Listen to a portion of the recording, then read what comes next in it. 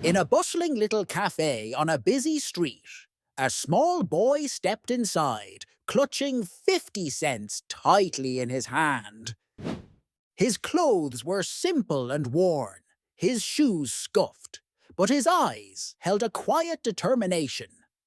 He scanned the menu on the wall as the tired waiter, impatient from a long shift, walked over and asked curtly, "What'll it be, kid?"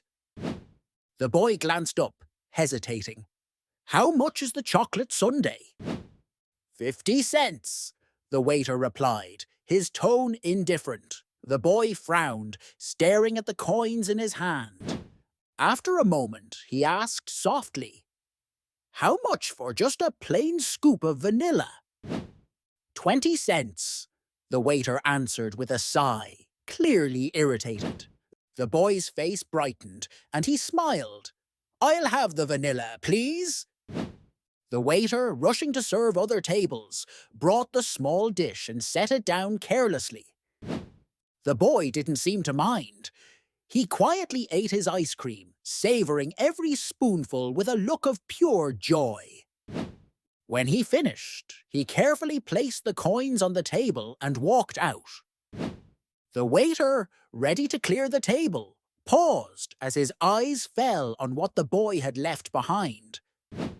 There, next to the empty dish, were 30 cents, a tip. The waiter's breath caught. Why would a child with only 50 cents choose the cheaper option just to leave a tip? The question lingered in his mind as he glanced out of the cafe window and froze.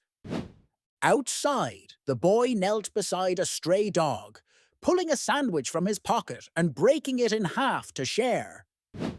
The waiter watched in stunned silence as the boy smiled, patting the dog gently while it devoured the food. In that moment, the waiter felt a pang of guilt and admiration. He had judged the boy by his worn clothes and shy demeanor, assuming he had little to offer. But the boy's small, selfless acts carried a depth of kindness and generosity that spoke louder than words. The waiter realized he had learned a powerful lesson. Never judge a book by its cover. True value is not in appearances, but in the heart's capacity for kindness and compassion. And sometimes the simplest people carry the greatest treasures.